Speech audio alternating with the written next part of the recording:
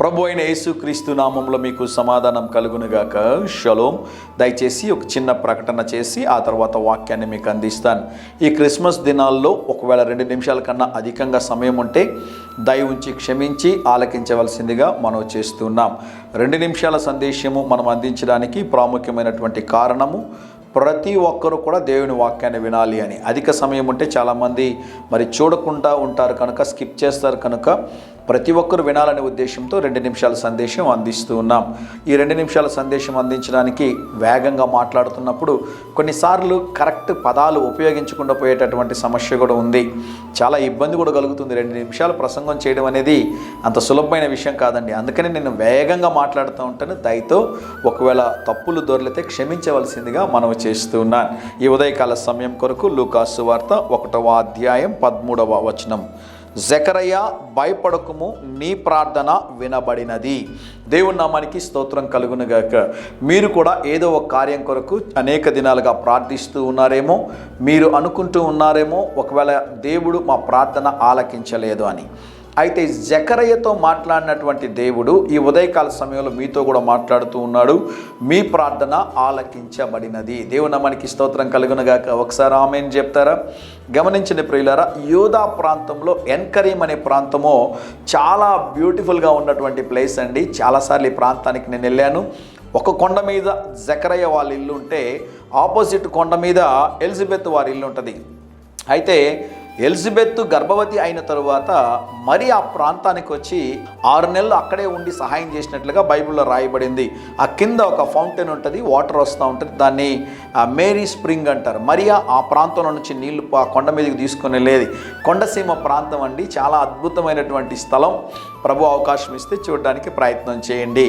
Elizabeth జకరయ్యలకి బిడ్డలు లేరండి. ఈరోజు చాలామందికి సంతానం లేకుండా పోవడం అనేది అదొక శాపము, పాపంగా భావిస్తున్నారు. దయచేసి అలా తప్పుగా మీరు అర్థం చేసుకోవద్దు అని దేవుని సేవకుడిగా తెలియజేస్తున్నాను. గర్భఫలము కలగకుండా పోవడం అనేటటువంటిది శాపము కాదు, పాపము కాదండి. శరీరంలో ఏవో కొన్ని లోపాలు ఉండడం ద్వారా బిడ్డలు పుట్టకుండా పోయేటటువంటి సందర్భం ఉంటుంది. కొంతమందికి ఆలస్యం అవుతూ ఉంటుంది.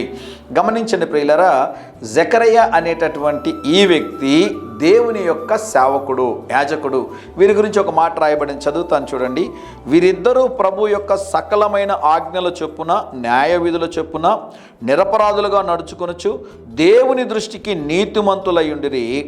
ఎలిజబెత్ గొడ్రాలైనందున వారికి పిల్లలు లేకపోయిరి, మరియు వారిద్దరూ బహుకాలము గడిచిన వృద్ధులయ్యుండిరి.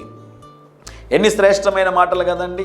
వీరు దేవుని దృష్టికి నీతిమంతులంట, న్యాయం చేసేవారంట, దేవుని సేవ చేసేవారు, దేవుని సేవలో ఉన్నటువంటి వారు, దేవుని యొక్క భయము, భక్తి కలిగినటువంటి వారు. అయితే వీరికి ఎవరు లేరంట? పిల్లలు లేరంట. మరొక మాట ఉందండి, ఆశ్చర్యం కలిగించే మాట. వృద్ధులైరి అంటే అర్థం ఏంటి?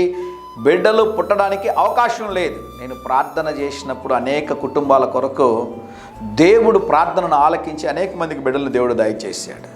భారతదేశంలో ఒక సేవకుడు ఉన్నాడండి. ఆయన ప్రార్థన చేస్తే దేవుడు 1000 మందికి బిడ్డలను ఇచ్చాడు. ఆయనకి బిడ్డలు లేరు. అంటే ఆయన ప్రార్థన దేవుడు ఆలకించలేదా?